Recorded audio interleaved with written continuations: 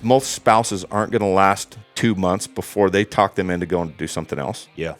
And I wanted to create a process here where we could plug people in, giving them all the tools and the training and the mentorship and the step-by-step process in leadership and everything that they need clearly defined. Yeah. And we take away all the excuses. Welcome back to another episode of Just Real Quick. I'm your host, Jefferson K. Rogers. In the studio with me, I got my partner in crime, Jeffrey Dale. Jeffrey Dale, there we go. You try. I had it on the tip of my tongue. Jeffrey Dale Fieldstead. Thank you for joining us, guys. Today we're going to be jamming on something that we eat, sleep, and breathe here at JKR Windows Sales. I got started the very first time that I ever went and saw this thing happen was in my living room. A friend of mine brought over a sample window. I didn't own the house. I didn't know what his angle was. He just said he was excited about something. He was going to come show me this window. And it was confusing to me. Later on, I found out he was trying to recruit me. But he showed me this window. I've been building houses since I was a kid, installed hundreds and hundreds of windows personally with these two hands, and had never seen anything like this thing. It had some incredible bells and whistles, easy clean feature, a half free floating screen, fresh air locks, cam action locks for added security. The things were incredible. And for the first time, after coming from a mechanic background and growing up building houses with my dad, had I really considered doing sales because of this product, because I knew that I could stand behind something like this and get excited about it. Then I got to see it happen in an appointment. And this guy that was showing me, he wasn't that good. Like, he didn't have a script. He didn't follow a process. He was just kind of winging it. He was great with people, and he had charisma. But to see how these people responded was incredible. Because what he would do is he would show them all the bells and whistles, all some of those things I just talked about, and then to show how strong the glass was, he would knock on it as hard as he could. Yeah. And I had seen that before. And it caught me off guard. It caught them off guard. I'm seeing these. Most people think they're going to break the glass. Yeah, which I have before. Like, you can knock too hard. But it started to get me excited. And then from there, it's been 10 years now. Yeah. And we've developed some really cool processes here at JKR Windows to build it to where somebody doesn't have to go through what I had to go through to get involved in window sales. Because I had to take the long roundabout way to start seeing success. And as an example, I was talking to one of my son's friends over the weekend, and he had gone to work for a solar company. He took a trip to Oklahoma. They were on a blitz. Summer sales trip or something. Summer sales type of trip. And he out of his pocket, took a trip out to Oklahoma. They sold him the dream. Yeah. And he's an 18-year-old kid. Like, he's got some background doing construction. He's got some work ethic. Yep. But they just essentially were like, dude, are you pumped up to be here? Yeah. Yeah. Well, let us know how you do out there, man. Mm-hmm. Sounds like you're ready. Mm-hmm. He's like, wait, what? Yeah. I'm ready? You haven't even taught me anything yet. And he's just setting. He was just going to be a setter. Okay. So that's essentially what happened to me. They gave me a script. Yeah. And then they said, so just learn this thing, man. You're going to do great. Let us know when you get your first one set up. Yeah, I think it's interesting because I think in sales, a lot of times leadership thinks that it has to do with just motivation, where I think that's part of it, right?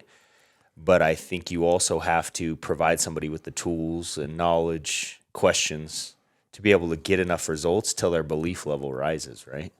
Uh-huh.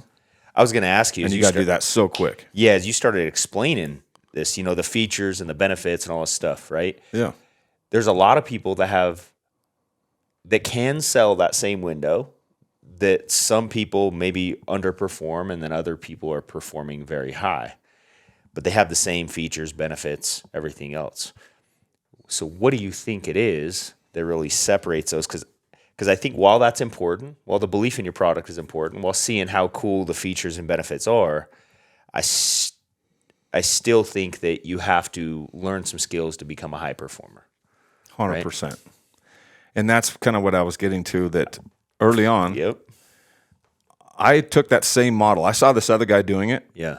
And he never closed a deal when I was with him. He made it seem like this was a no-brainer. It's like, I can't get why these people aren't doing it. Yeah. but he never closed any of them. And then I went on an appointment with another guy. He just he dumbed it down, and it seemed like I knew him outside of running an appointment at somebody's kitchen table. And then when he put on that face and he's at the kitchen table and he's acting like he's kind of a little bit slow. Mm-hmm. And he was trying to appeal to people. And, he's got this thing, what's the word? It's like... being a chameleon. He's like a chameleon. Mm-hmm. And we're in this house that had an obvious need. They invited us in, and he was a chameleon. Yeah. And he had developed skills. It was Trevor. Yeah. He was just so freaking good with people. Yeah. I think that actual skill, or it's actually called mirroring, but I think being a chameleon is probably a more a way to And he would create, so he would mirror them, and he would create these affinities with people and just find something that he could relate to with them, with his kids, with his wife, with his background. He played sports. Yep. And he just did it so well. And he closed almost every deal I ever went on with him. Yeah. So then it started to show me that this is possible for me. This guy makes it look so easy, but it's also just really simplified. And then, going back to that example, that 18-year-old kid, now how do you take one extreme where they just say good luck and, 5% of people are going to make it in that kind of program. Yeah. And then you build a program that's still the same product, but now you've got systems, processes, expectations, training to give the other 85, 90% of people a chance. Well, I think the first thing that I have always said when it comes to sales is while products, features, and benefits matter, you learn them and master them not so you can regurgitate that to the consumer, but so that you can get good at overcoming objections before they come up in your sales presentation. Right. And so the more simple you can keep it, the more likely you are to close. Where a lot of times people want to learn features and benefits about a product, and then they get in front of a potential consumer, and then they just regurgitate the whole thing. And it's like they lose the sale before they even get started because they think that information sells, and it doesn't. You can give people all the information in the world, but it doesn't cause them to buy, right? Not at all. And we've seen people do both. Mm-hmm. Because I've got a little brother that is totally an information guy. Mm-hmm. And he's got just the right mixture of all the information and the details being so important to him with the rapport building and the sales aspect that it works for him. Mm-hmm. But for some people, like we just met with this kid that was in front of us. Yeah. I probably am making some assumptions, but he's one of those product guys that is just going to educate people as far as like the high level closing skills and spending the time honing in his craft. He maybe hasn't been a part of a company that's had those types of resources for him. Right. And that type of person can have success. Everybody, what do they say? Every blind squirrel gets a nut every now and then. Yeah. People need what we are offering. Yeah. And just by being out there, you're going to run into people that are just ready. Yeah. If you create enough activity, someone's going to say yes. Like that 18-year-old kid. Knock on enough doors, someone's going to set an appointment. But to fill in the gap, if you know and you're representing something that you're proud of, that you know is offering value, that you know that person needs without a shadow of a doubt, and you've got the skills to back it up, every single time you're in front of a customer, you've got a chance to get the deal done. Not just because you're regurgitating information, but you're getting them emotionally engaged and making a decision that you know is right for them. Yep. Yeah, I've always said that when it comes to that process, it's like you need to know what to say, but you also need to know when to say it and then how to say it as well. Like all of those things matter. What you say, when you say it, and then how you say it, right? Because if you say it all up front and you know, it's like a fire hose, say it could be dangerous, right? You give them too much at once. That's not what they want. And so you've got to be able to know what to say. So if it's setting an appointment, I think, you have to know as soon as you knock on that door and they open that door or whatever kind of sales somebody's in, right? You have to know how do you start that conversation. Mm-hmm.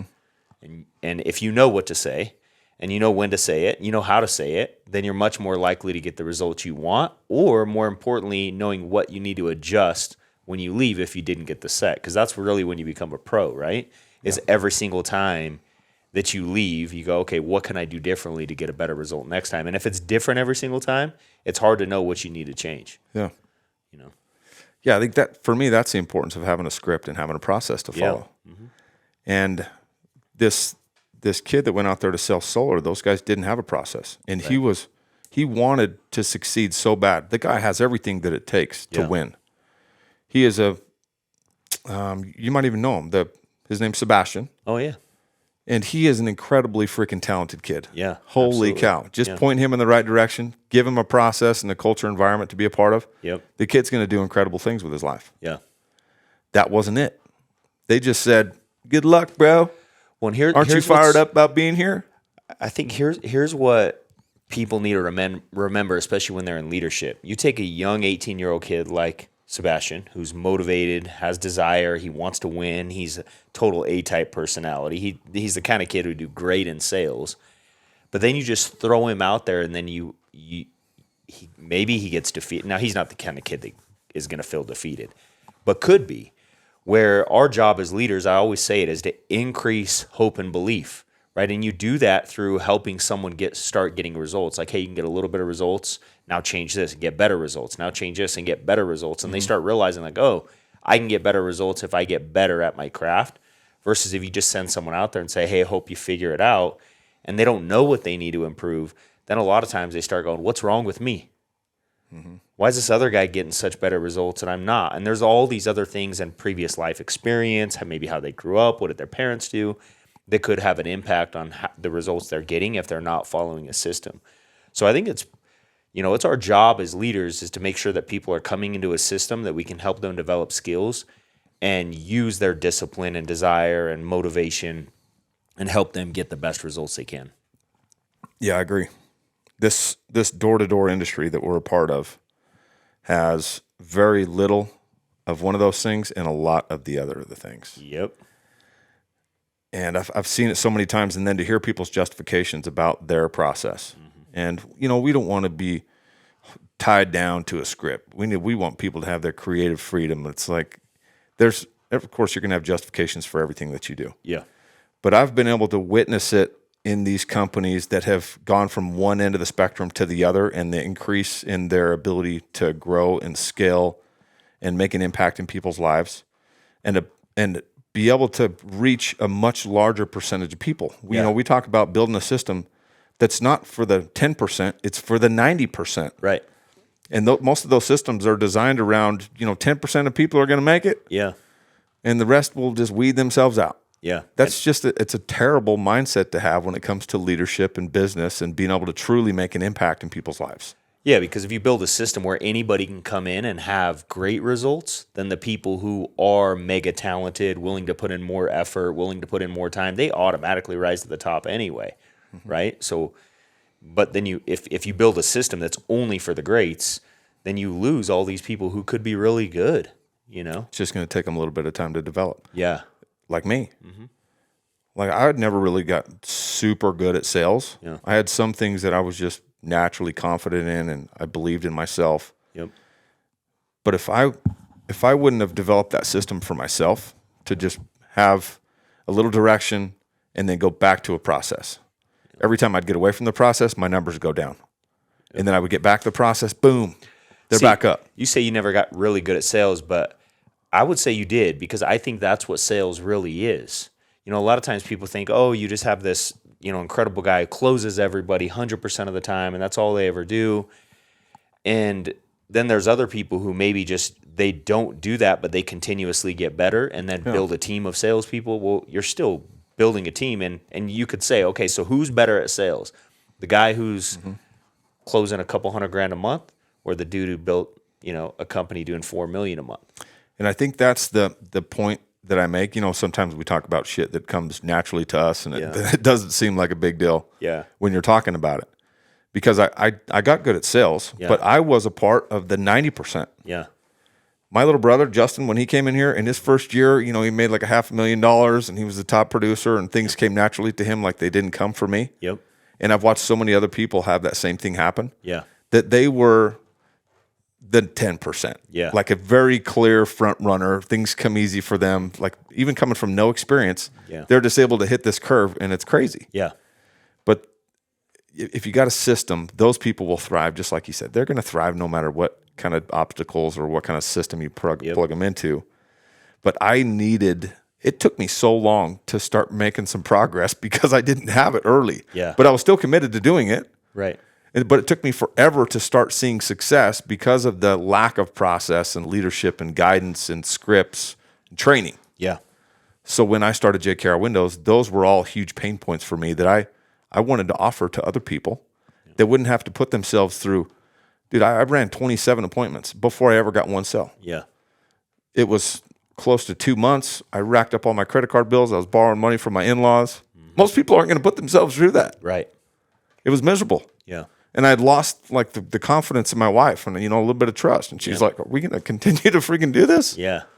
You going to keep failing, or are you going to fail forward at some point? So eventually I did. And luckily she had patience with me. Yeah. But most people aren't going to have that type of resilience. Most spouses aren't going to last 2 months before they talk them into going to do something else. Yeah.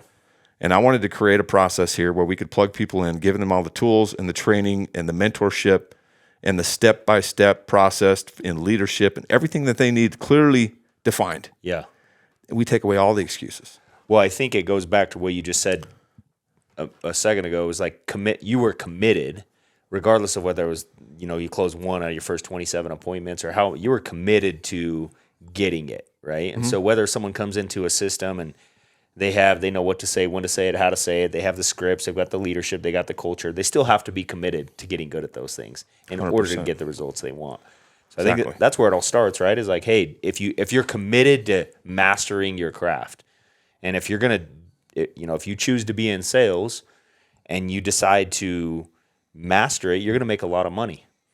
But it all starts with that commitment. Because if you don't have a commitment, it's going to get tough at some point. I tell people all the time, at some point in your career, it's going to get tough. So like whether with your brother coming in and, explodes, there's still going to be times where I'm sure he's had a lot of challenges. And so whether it's at the beginning you're going to have the challenges or later on when it comes to leadership or building a team or building a business, you're going to have challenges at some point. So you just have to be prepared for those. But if you're committed, then during the times that are challenging, it's like, all right, this is how I get better. If you're not committed, it's always those people who are like, oh, God's telling me this isn't for me, and I'm like, no, it's him telling you suck. Like, it's time to get better, Like, that's why it's tough. And you know what? When I talk about my brother, as I reflect back on that, he was not only extremely talented, but he worked his ass off. Of course. He worked his tail off, dude, night and day, studying during the night, running appointments, trying to get as much done in as short a period of time as possible. Yep. And the very first door that we ever knocked together, that he's like, okay, let me do this one. I think I'm ready. He completely fucked it up, dude. He made it like 4 words and started to stumble over it himself. He just looked at me. Yeah, like, take this from here. But he wanted it so bad. He's like, he wanted to prove to me that he was going to do it and that he had what it took. And he took off once he got it. Yeah. But he put in so much work in a short period of time to get to that point. Yeah. Coming from restaurant background and no experience in sales. 0. When I started, at least I had sold some Vitamix machines and I had done a little bit of financial services. Yep. I had been exposed to that culture, the environment, the expectations, what it was going to take to be able to sell. Yep. At least had some seeds planted. He didn't. And the contrast was that not only was he committed, but he put in the time, he condensed the time frames so he could become that 10%, because that would have never been able to be realized for him. And many people out there that have these talents built in, like I look at my son and I see he's so freaking talented. Yeah. And I'm always constantly like looking for little cues about what is he going to be great at, Yeah. But he crunched it all into such a short period of time, and then he just caught his stride, dude, and like a freaking rocket ship. Yeah, that's awesome. Well, and I think that's most people who win at anything. There's going to be a time where that you've got to be willing to put in the work, right? Mm-hmm. And just most people aren't willing to do that. So that's why if you decide to go into sales and you want to make a lot of money, you've got to know there's going to be a price you got to pay, and the price is hard work, getting uncomfortable, putting up with the rejection, getting better, going back to the drawing board. Okay, what could I change? Be willing to be coached, and which is always uncomfortable if you mess up and you don't know what to say, like, hey, you should do it differently this time, because a lot of times people just take it personally, like, oh, they're criticizing me. No, we're not criticizing you. We're just trying to help you get better, And so you've got to swallow your pride sometimes and go, all right, tell me what I did wrong. And a lot of times it's maybe your body language was off, or you're saying too much, or all of these different things that matter. And sometimes it's things you've done your whole life, and it just takes some coaching to fix it. But the thing I love about sales, man, is if you can speak, you can learn how to be great at sales. It's just words, and you got to learn how to put the words in the right order, ask the questions at the right time, and you can win. There's so many cool stories that shine a light on that, because it's, we were blessed with good genes. And when I showed up, dude, I thought I could just win people over and sell some windows based off of my good looks and charisma. Yeah. And I got proven wrong really quickly. And then I've seen these stories, and I've witnessed them myself, of people that they didn't have the genetics. Right. Or the upbringing, and they came from a tougher place than me. And they were able to just take those things and use them as fuel instead of an excuse. Yeah. And just go out there and put in the time and develop their craft and do things that most people aren't willing to do that are going to separate them. Yeah. Like a freaking professional does. Exactly. Well, and I think that's the beauty of sales. It's like there really is no excuses. If whether you're not performing or someone's a high performer, it's very clear the high performer is doing something that the low performer is not, especially when a system is involved. It's like you were talking about where I think it was Trevor went out and closed every one you went with him, right? Well, he had been trained, right? He had done sales for a long period of time. I don't know how many times Trevor had been to Tom Hopkins, but it had been a lot, I guarantee it. And had mentors and leaders teach him and train him how to ask questions, when to ask the questions, how to memorize a script, how to use a script. He made it look so easy, man. Yeah. Well, it is if you do it 1,000 times. Yeah. Right? And that's a lot of times where people go, oh, man, they're just naturally gifted. Well, you didn't see the nights that they were practicing the script. Maybe they're role-playing with their spouse or their kids, or they're just reading or listening to audios when nobody else is around. And so when they show up, I've always told everybody, look, you don't practice with a sale. You don't practice with somebody you can close. So you get on the doors, that's not the time to practice. It's game time. You should be prepared for that. I wish I would have learned that 27 appointments earlier, because I was practicing on people. Yeah. Well, and most people do. I mean, let's just face it. That is most people. But we got to show up. Like when we're showing up and there's someone in front of us who could buy the product we're selling, it's game time. That's when you need to be prepared. That's when you need to know, all right, is your body language right? Is your attitude right? How are you feeling about this? And then, okay, here's what I say. Here's what I'm going to say. Here's the questions I'm going to ask. Here's the objection I might get. And here's how I overcome it. So, like if it's someone going door to door and they show up to the door and they're a setter, then there's one set of skills they need to have. If there's someone showing up to an appointment, they need to sit across the kitchen table. There's another set of skills that they've got to learn as well, right? Somebody moving through that process, there's a lot of skills that they've got to learn, but as soon as you master them, it gets easier and easier and easier, because you continuously work on that original skill and you just get more and more and more experience, and that's why it looks easy to somebody. I've always said, winners make winning look easy because they've got a lot of experience doing it, but so do losers. Like, how often do you look at someone and you're just like, man, their life is like a giant mess, and it always is. Well, because they continuously make the wrong decisions. But then the same thing is with winners. Like, why is their life so good? Why does it seem like everything they touch turns to gold? Well, it's because they continuously make good decisions. But at some point, it wasn't like that. They had to decide to, okay, I'm going to make great decisions. So it doesn't matter if it's in sales or personal life. It's gonna help you in all areas. And that's another thing I love about sales, dude. It's like it helps you in all areas. Helps you show up right. If you're going door to door, you got to show up to the next door like it was the first one. You're more excited than ever, and this is the one. Yeah. But I think you got to do the same thing when you show up at home at night with your family. That's a special skill. Right? Yeah, it translates into everything that you do.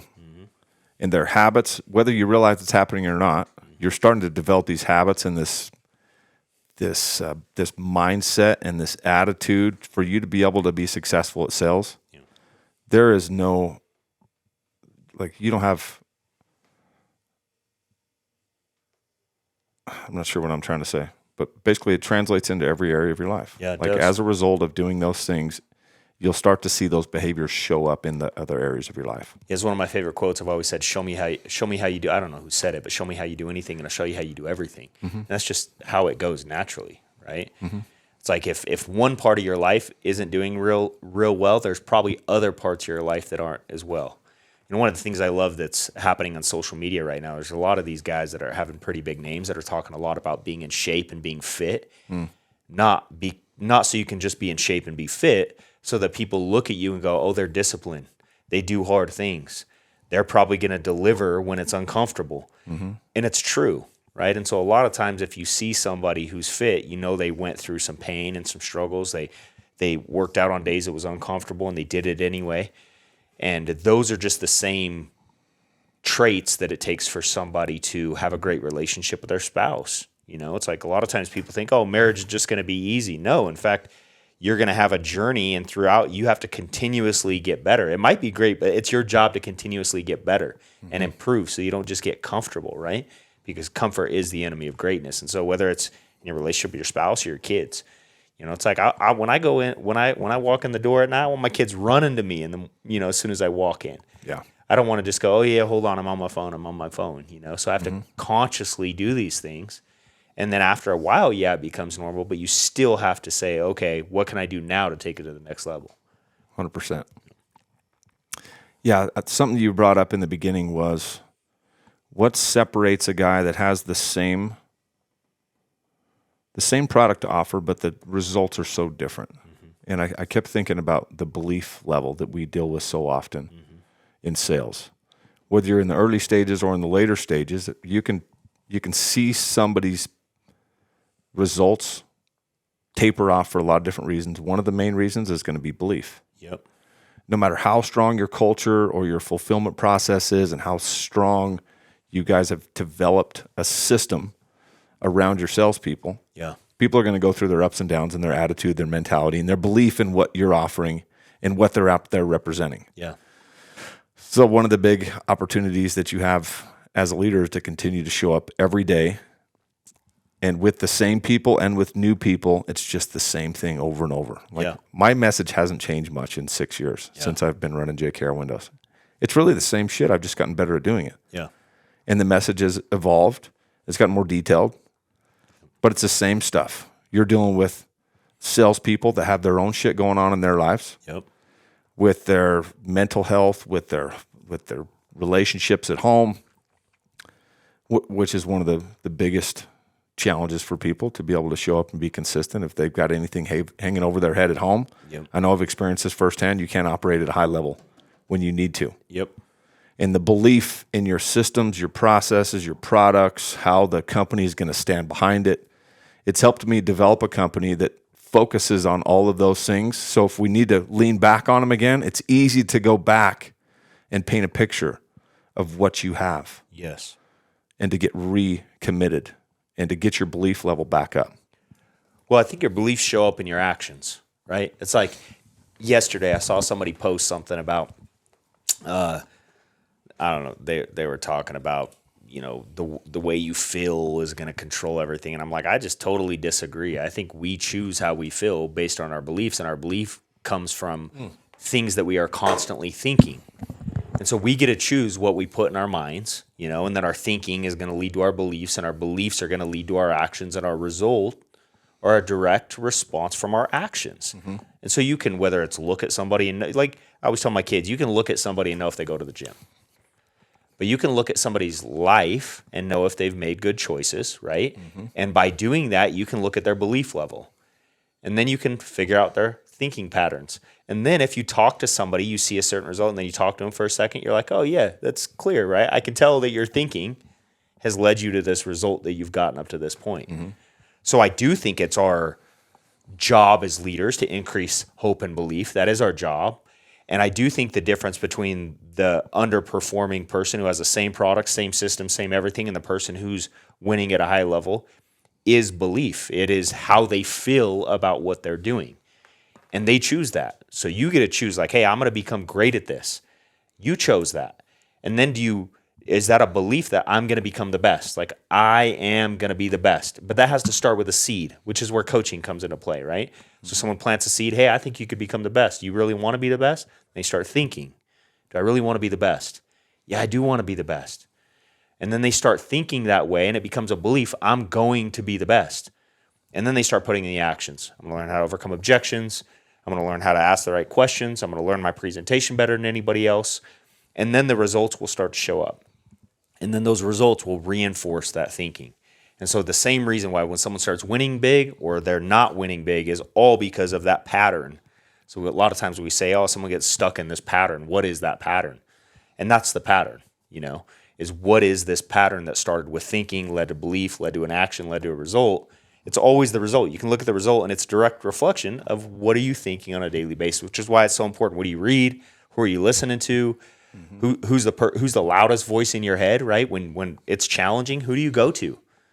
Do you just, a lot of times people are like, oh, I just try to go turn on some music, or you got the self-care crap that's happening in the world today, like, oh, just go get a massage or whatever and everything's going to be all right. No, that isn't how you get better. You get better by confronting this challenge. Go, it's not happening anymore. I'm going to get better at this thing, Yep.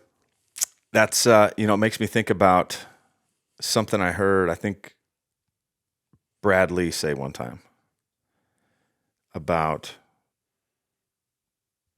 things that you allow to still be tolerated in your life. Yeah. Because it's your choice whether you stay where you're at or where you continue to move forward. I think both you and I have gone through similar experiences where we just had to come to a decision for ourselves that these types of people, patterns, actions in our lives were not ever going to be tolerable again. Right. And if you're basing your decisions off emotions, there's so much of this going on these days. It's so confusing. Like these people are experts and they're like, it's all about how you feel and the self-care and you don't want to get burned out. BS. It is complete bullshit. It's these people trying to lower your expectations. Yeah. Like, how does lowering your expectations ever make your life better? It's never going to. It's never going to. And if you're basing your success or your future off of your emotional state, you're going to continue to be mediocre forever. Yep. Because you're never going to feel like doing hard shit. I don't ever feel like getting up at 4 o'clock in the morning. Right. I freaking do it anyways. Yeah. I don't ever feel like working 18-hour days and still getting all of the other important things in my life that need to be handled. Right. If I was just basing shit off of my feelings, dude, trust me, I wouldn't have done a motocross race yesterday. Right. Because that was the most grueling, painful freaking 25 minutes that I've experienced in the past 4 years. Yeah. It was incredibly uncomfortable and challenging. But if I didn't feel like doing it, trust me, I would not have done it. Yeah. But constantly, what you'll see is winners, they see where there's an opportunity for discomfort and pain, and they know the results of those things happen. Yep. And they produce incredible things, and it's happened. They've seen it. It's created momentum in their life. And they don't base it off of how they feel or their emotions. They see an opportunity, and they tackle it. Well, I love that you say that because I've always said I believe in sales. The best appointments are always the ones that you don't really want to go on, but you show up anyway with the best attitude. You go, I'm going to make this one happen. I didn't want to be here. I'm going anyway. I'm going to make this one happen. And they always turn out to be the best ones. But, people who don't win at life, the also-rans, it's like a lot of times they don't feel like doing it. And some retard told them, you don't feel like doing it. Don't do it. Just take a break. Just relax, you need to take some time for yourself. It's okay once in a while. And so then how are they ever going to show up at that moment where I didn't want to do this, so I just didn't, and then they just retreated? That's called retreat. You're never going to win retreating, which is why I don't understand why people take advice from people that tell them like that. But then the winner, they maybe didn't feel like doing it, and then they go talk to somebody who really wants them to win and says, look, it doesn't matter how you feel. If you don't feel like doing it, do it anyway. It's uncomfortable. Do it anyway. How else are you going to get better? And how else are you going to be in position to get into a place where maybe you close that sale, or maybe you recruit that person you've been looking for, or maybe you have this opportunity show up in your life if you didn't put yourself in position of doing the things you didn't necessarily want to do, but you showed up anyway. Mm-hmm. That's how you get better, man. Well, what's interesting too is that we still have these people in our lives that tell us those things. Yeah, of course. I got a lot of people that I love that they offer up advice and they care about me and they're really coming from a good place. But you've got to be like, you can't let yourself off the hook. Yeah. Like, you've been through the experiences. You know that you could let yourself off the hook. Nobody has to give you permission. Mm-hmm. But sometimes it's validating when mom says, I've been watching you work so hard and you just really need to take some time and have balance in your life. My mom uses balance a lot. And, you just got to have your own interpretation of it. Yeah. Like, okay, this is obviously coming from somewhere. I know she cares about me. But no matter what she says, I still have my goals in mind, and I'm still going to go out there and do what's necessary and continue to push and do uncomfortable things and take it to the next level. Because if you're taking advice from some people that really care about you and have good intentions, it's not going to lead you anywhere good. And that's why it's so important to surround yourself with, of course, the people that you love and that care about you, but also people that are going to push you and be like, no, dude, you're being a little bitch. Yeah. I don't ever want to hear you say that shit again around me. Yeah.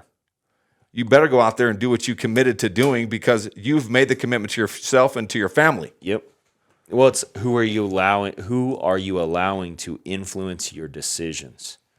Right? Because they can say those things. We know, hey, my mom loves me, cares about me, whatever, but I'm just not going to allow their words to influence my decisions. We were talking about this the other day about the meaning that we allow words to place inside of our minds. And it matters so much. It matters the meaning that we place on those words, right? Yep. So, yeah, we know those people love us, but that doesn't mean the words that they say need to influence our choices. Mm-hmm. Yeah, I think it's, I love my mom. She's got the best intentions. Yeah, she's awesome. And she has. I love your mom too. Thank you. She's awesome. She's an incredible lady. Yeah. And it's been cool to now, some of the roles switched throughout your life where I leaned on her my whole life until I was 25, 26, 27. I had many late night calls with her asking for advice and crying and going through challenging times. And then, I think she noticed this too because she got really emotional when I wasn't leaning on her anymore. Yeah.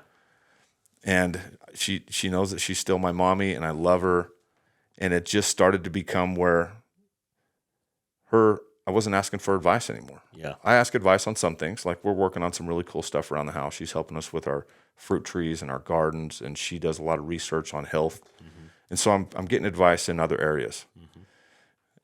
And we're getting a little off topic here because we're talking about mommies, and I get emotional, but I love my mom. And this is early on in my success journey. It was like I was so against anybody who wasn't on the same page as me. I fucking blocked everybody out. Yeah. And I made people feel like shit. Yeah. Because I would tell them if their message didn't align with where I was going, I wasn't afraid to tell them and put them on the spot and just did not do it tactfully at all. Well, don't you think that Kelsey and I were actually having a conversation about this the other day because I did the same thing early on. But it was because I was so threatened, because I wasn't so sure yet in that these new beliefs and new actions that I was taking in my life were going to actually lead me to the end result that I really wanted. So because I wasn't 110% sure in this new pattern in my life, I was threatened by anything interrupting that. Mm-hmm. So I would just lash out, say stuff that, I definitely meant most of the time. I just should have said it a totally different way. Yeah. Because I still cared about the people, that I was lashing out at. But versus today, it comes across so differently because I'm so confident in the result that these actions lead to, right? And so now, because I'm more confident, I'm not threatened by a different belief system. It's like, just because you believe that doesn't mean it's actually... And it's also interesting to see the dynamics change too, because we're having an impact, whether it's your mom and dad or your aunts and uncles, your way of living and the example that you are and your energy and your confidence has an impact on other people. Absolutely. And they, as a result of that, start to see life a little bit differently. Yeah. About what's possible for themselves and their own attitudes and mentalities and the way they view the world. And, big or small, you're still having an impact. Yeah. And it's, just shifting your awareness and your focus and your ability to handle things or allow things to affect your life the way that they did early, like by feeling threatened. Yeah. Like this was such an important environment in this little bubble of mine that I needed to keep only positive. Yeah. That now I'm confident that I can keep it that way no matter what's going on around me, and I don't have to lash out. Yeah. And I can allow other people to have their own path and to be influenced in whatever way they are by what I'm doing without having to shove it down their throat. Yeah, you also can't influence someone in a positive way that you're lashing out at. Never. You know, because completely defeats the purpose. Yeah, if you push somebody, they're going to push back naturally. So, yeah, just the actual the path in which you take, if you want to influence someone in a positive way, is never going to happen. That's one of the things I've learned is like, even with salespeople I was training, is like, man, they made this dumb mistake, and I would just tell them rather than asking them the questions and let them come to that conclusion themselves. And you know, even my wife, like, babe, you don't have to say it that way. I'm like, but it's true. And she's like, you don't always have to tell people the truth. I'm like, no, I do. There's a better way to do it, is what she was trying to tell you. Yes. And so then I'm like, well, I mean, what are you saying? I shouldn't tell people the truth? Like, you know, and she's like, no, you should. But yeah, so she didn't realize eventually, then I just started asking people questions, let them come to that, you know, the conclusion themselves. Which is much more effective. Yeah, because then you can actually influence someone. And then if they came up with the idea themselves and then they want help, then they'll come to you. They're much more likely to come to you and say, okay, now what should I do? And that's really the result that you want with if you're leading people, right? Yep. Or if it's someone in your family that you really love and you don't agree on something, that's fine. Maybe they never want help, and that's okay. They just want to continue living their life. And you chose a different path. But if there's any time where maybe they want to change their life and go in the direction you're going, then you can actually have some positive influence on their life, right? Mm-hmm. But not if you get threatened and start lashing out. Yeah. Yeah, I think it's interesting as we wrap up here how in almost every one of our podcasts, we always revert to talks about leadership. And we've gone back and forth with this as we try and get ultra focused on replacement windows and sales. They're one and the same. Yes. Leadership and sales are one and the same. They are. And if you look at the door-to-door industry, for the most part, maybe you wouldn't have that correlation because there's so many companies that are revolved around just personally producing, and there's not a lot of team aspects or leadership, in my opinion. And challenge me if you think I'm wrong. But it's a gaping hole for me in the world in general and sales specifically. Because it's not all about just being a better salesman and personally producing and going out there and breaking all the records and getting all the recognition. How do you develop yourself as a leader to make a bigger impact, change people's lives, plug them into something that they may have not ever thought possible because of your story and your background and the things that you can help them with their belief to make possible? Yep. And I feel like we do a really good job here at JKR Windows because we don't have seasoned salespeople that come in here and start and just go like out the gate hot. Almost every single person we're bringing in from a friggin' restaurant, or they used to paint stripes on the road, or they built houses like I did, or they're a mechanic. So many different backgrounds that they see an opportunity here, and they see these firsthand examples of other people seeing success, get plugged into a system, have a great product that they can stand behind, have a fulfillment and operations team that offers service and warranties and guarantees better than anybody in the world. And that's how you create an environment and start to establish this culture of building leaders. I agree, man. If you can lead yourself, you can lead others. But you've also got to give people the opportunity to start leading others. There's got to be a pathway. And I think it starts with sales, by leading yourself through asking people the right questions, leading them to the sale, leading them to, that next step, whatever it is. If you're a setter, just leading them to an appointment. If you're a closer, leading them to the sale, and then start developing those skills into other people. And if you can do that, man, you can do anything. Yeah. Yeah, I agree with you. It has to start somewhere. Some people it starts smaller and longer than others. Mm-hmm. I recognized it early on that leadership was a passion of mine. Yeah. And it was a huge deficit also at the same time. But first it started with me being able to manage myself in my thoughts and my commitments I was making to myself that nobody else knew about. Yep. And then little by little, after all these experiences and challenges and things that I had overcame, I tell this all the time to people because they're going through a tough time and they're fucking down on themselves. And I'm like, dude, you know what? You are right exactly where you're supposed to be. Yep. And if you stick with this, you don't have any idea how big of an impact you're going to be able to have on people's lives, because think about how uniquely qualified you are now after all the shit that you've gone through to help somebody else go through the same thing. Exactly. Yeah, because you can't, you don't have any credibility with somebody if they don't know that you've been through something similar. It might not be the exact same situation, but you had to have been through the fire to be able to help somebody else get through it for sure. Mm-hmm. And it's all back to that mentality. It's like if you're going to go break a record squat and you get to the bottom of your squat and you give up mentally, there's no way you're getting back to the top. But if you make a decision, when you get to the bottom, it doesn't matter how hard it's going to be. I think anybody who's listening to this that's been in the gym and you decide to go squat maybe more than you've ever squat before, it's mostly mental when you're breaking a record. But it's the same in sales. It's the same in leadership. Yeah. It's the same with your family. It's interesting because I always believe that saying I said earlier, show me how you do anything and I'll show you how you do everything. Mm-hmm. Breaking records, progress, moving forward, getting better. It's all a type of mentality that you have to have. And the beauty and the thing I love about sales is there is a tangible result called I made more sales and I made more money, so my skills are getting better. Where with our families, well, maybe, how do we really measure it? Maybe you had a good family before. Maybe you had a great upbringing. So how do we really measure that? You're showing up better? Yeah, okay. You're being a better father, but how? Oh, it could mean so many different things to people. Yeah. But with sales, it is a very tangible outcome. With leadership, it is a very tangible outcome. And that's the thing. And all those same skills that lead to this tangible outcome also make you better at other things that maybe you can't measure as well. And that's what I love about sales, dude. Yeah, you can see the results of your actions. Mm-hmm. Pretty clear indicator, y'all. Your results speak for themselves. Some people, they make it look easy, but you don't know what's going on behind the curtain, the work that they've done to deserve those results.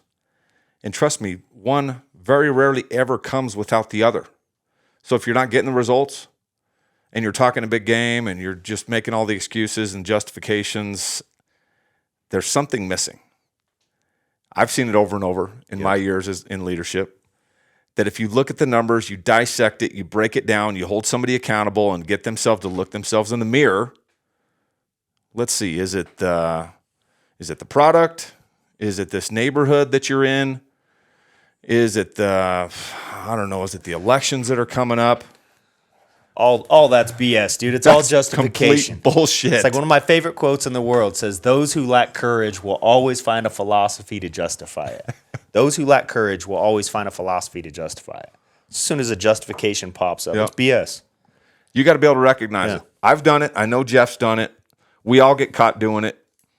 The quicker you can get out of that pattern, the better, and start taking responsibility for everything in your life.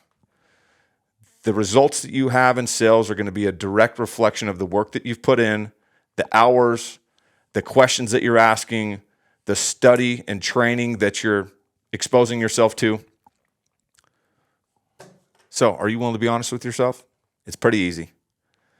Every week, we're going to be bringing more and more of this on sales and replacement windows, and as a result, we'll always be talking about leadership. Thank you so much for checking back in on the Just Real Quick podcast. Me and Jeffrey are checking out here. If you haven't already, like and subscribe to the podcast. Share this with somebody who you think could benefit.